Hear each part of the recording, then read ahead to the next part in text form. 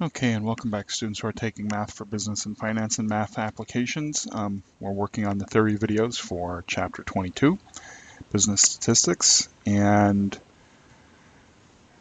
we left off with the mean, median, and mode. So we're picking up with frequency distribution and graphs. And remember, I'm going to try to go through this a little bit slower so that you can grasp it, because 95% of the people struggle with statistics. But if you still don't understand something, watch the video again. And even if you don't seem to be able to grasp the concepts, then definitely contact an instructor. Okay. And so we're talking in this concept. Let me get my pen. Right. In this concept here, we're talking about frequency distribution and graphs. Okay. And frequency distribution is simply how often data exists. So let's say you have, and this is just a quick example.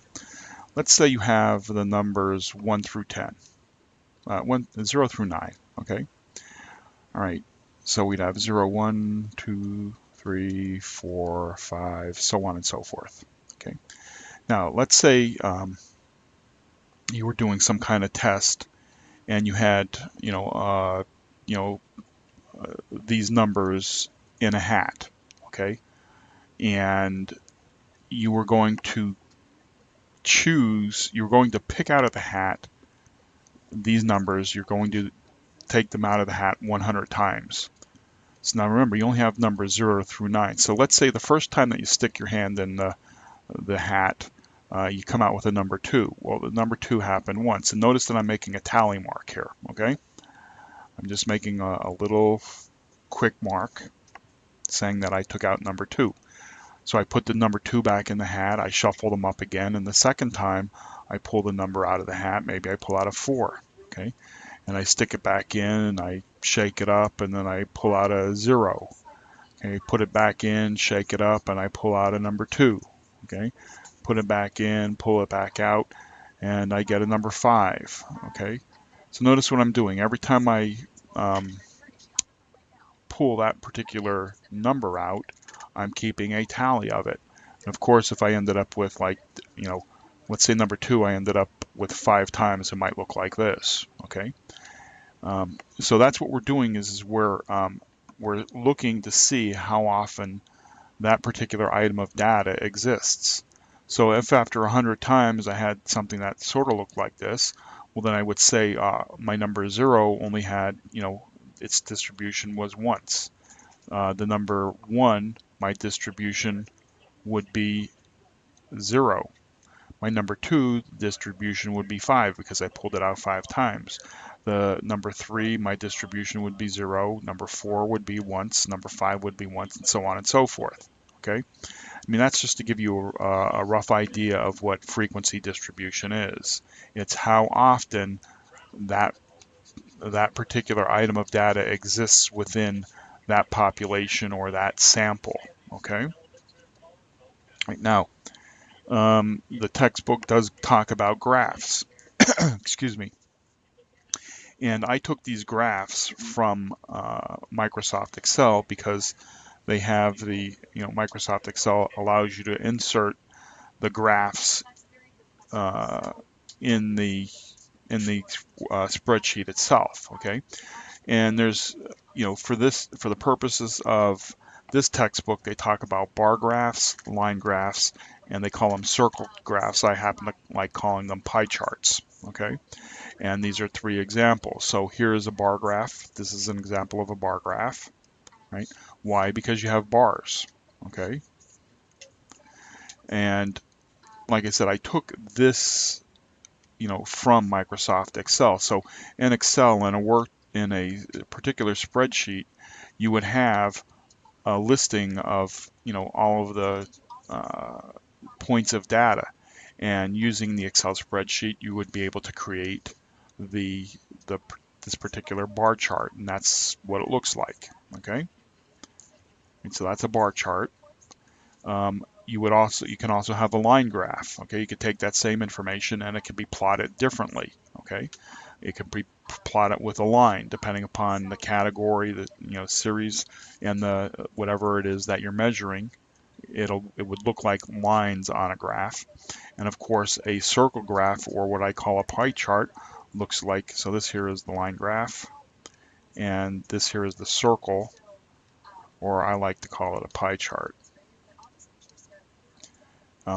And basically it just shows the distribution. So maybe this here is 55%, this here is 30%, this here is say 10%, that's 30, 85, 95, and so this would be 5%.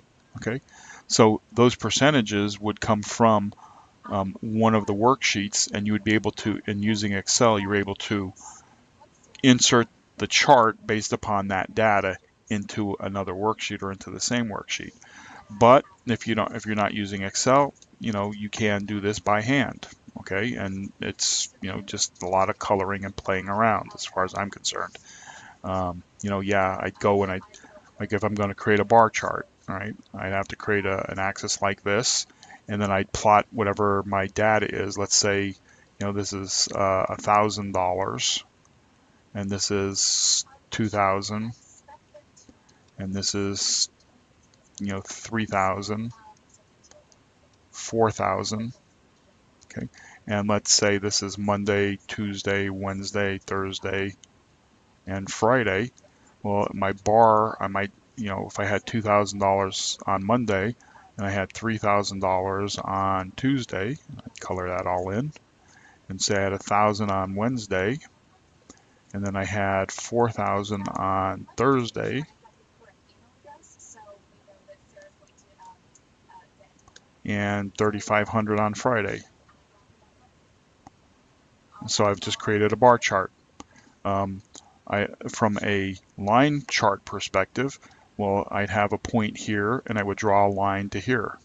Okay, and then I have the point here. That's what, 2,000 to 3,000, then down to 1,000, and then this goes up to 4,000, and then this goes to 3,500. So if I was creating a line chart, my line chart would look like that. Okay. And of course, if I was creating a pie chart, well, then I'd have a circle, and I'd have it all broken out into whatever fragments it would look like on a pie chart. Okay, so that's to give you an idea of frequency distribution, how often data exists, and you do that by tallying them up. And then, of course, you can plot the data in graphs. Okay. All right, so move on to price relative. All right, price relative is the current price divided by a base year's price times 100. This idea of price relative is used as indexes to make comparisons of a current price to a given year. All right, and the key word here is indexes. Okay, let's say the